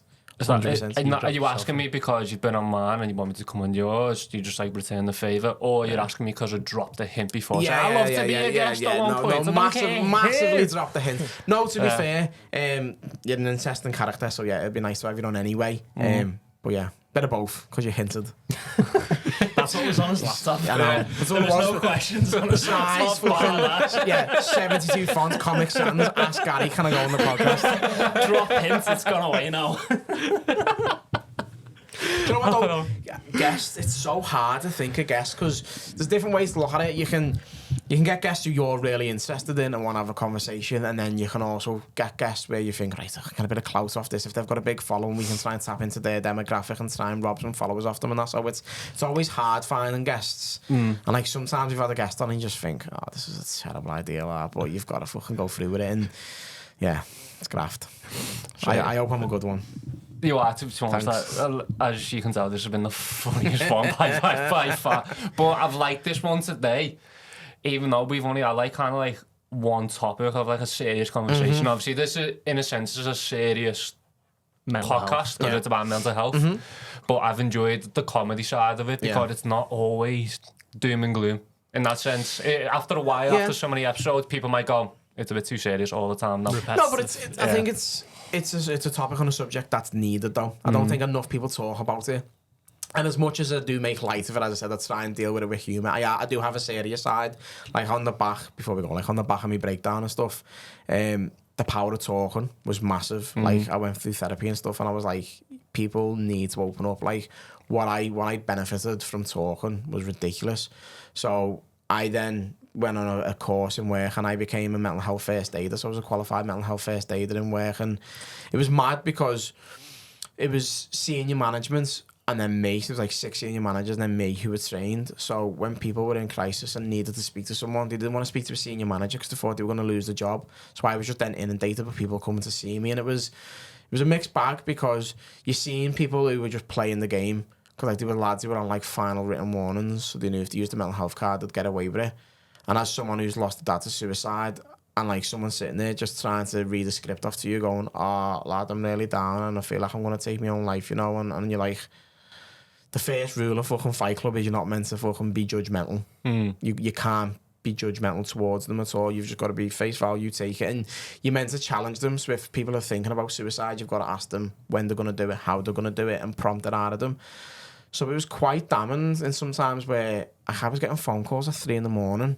with lads like threatening suicide in work, like dead upset, and I was like, I've got no one to talk to about this. Like there was no one to debrief about. And I was like, this is impacting me and affecting me. But got through it. And I think talking is massively powerful. So use putting this out there, giving people, you know, an avenue to listen to other people's conversations and allow people to open up. I think it's incredible. So keep doing what you're doing. Just to go back to what you said, Ben, where you saying that you didn't have anyone to talk to, I've already hit that with this podcast. Really? Yeah, so I've had people come on talk about suicide, people come on talk about getting stabbed in the neck, people come on saying they're seeing dead bodies, and like, it was you one of them. sit there of an evening with that. Yeah, take it on. Because obviously I'm thinking about it, thinking about the conversations that we've had, how can we put it out there, content, so I'm thinking about it from a business side, but also trying to promote it, but it's like, I've just heard all that today. It's a lot. Like, and then I'll talk about my stuff, and then I'll bring up like old memories from myself. And then there was a time where I was like really down, up like 3-4 weeks ago, and come really speak to anyone about it. It's proper like got to me, so I had to speak I to can that. imagine. It's challenging because, as I said, you're doing the right thing, but then no one's thinking of you in this scenario, and it's take that home. It's a heavy weight to take with you. So as long as you've got somewhere to go and try and get it off your chest, then I think you need to do that. It's massively important. So just give this lid all your fucking dramas in it. He does, I'm bored of it now. That's why men don't speak out. Exactly. Do you know what? To leave it on a light note then before we go, I've done this. I was emceeing at the Comedy Club a few weeks back, and with November being sort of mental health, like awareness with Movember and all that, the Comedy Club invited some people from the NHS in, and upstairs in the bar they had like a pop-up sort of little stand, and it was talking therapists from the NHS. So they were like, oh, you give it a shout out on stage? And I was like, yeah, sound. So I'd made a joke about my half fella, and I was like, listen, I know I've made fun of it, I said, but on a serious note, I said, mental health is a massive part of my life, I said, and you know, I'm a firm believer that it's important to talk out. I went, so has anybody seen the pop-up stand upstairs? And they were like, oh, yeah, and I was like, listen, I think it's an incredible idea. And I said, so if anyone in here tonight is suffering or struggling, I said, fucking keep it to yourself, lad. It's a Monday night in the Comedy Club, you little attention-seeking bastards. And they were all fuming, and I was like, oh, shit. Wrong crowd. I was like, I tried to be funny, but they were all fuming. I was like, I was like, it's a Monday night, all the acts are all on metal breakdowns. I went, that's for them anyway, it's not for you. I was like, talking about reading the room, I was like, terrible. Terrible. So that's my New Year resolution, read rooms better. Right, have you got anything else then? No. Do you want to ask anything? Thank you very much. Do you want to ask anything, Diggs? Nah, well, Gary, lad, fucking thank you for coming on, lad. No problem. It was a pleasure. Absolute laugh, and I've seen you in a completely different light as well, which is absolutely boss. Nice Not one. just That's through my good, car window where you look like a prodigy popping your head in. Yeah. Giving But, lad, whenever you ever want to come back on, please just message me, message him. I will 100% come back on if you want me back on. And if you want a longer, deeper, serious conversation, we will. If you want a funny one, we will. That's fine, lad, because I want content all the time anyway. Sound. But obviously, anyone that has watched that has really enjoyed it, and seeing Gary, the fucking gorgeous man that he is. I'm breathing in, by the way. I've got my beard Spanx on. I will put his links in the description, and I'm also going to put a link to your tickets as well. Thank you very much. I'm going to buy tickets. I'm going to turn up. I'm going to have to miss out on footy. Can't you change the day from like to a Friday or a Wednesday? No, fine. Going to put the links in. Footy? 8 till 9. 8 till 9. Is it? Show starts at 7. Yeah, no, we're not making it. Got to get all the way up to Allerton. Change it 9 till 10 and I'll play with you as well. I won't. We could do. But of course, Gary's links will be in there. Link to the WhatsApp and podcast will also be in there. Please go and check them out. Thank you very much. And thank you everyone for watching this, and we will see you next time.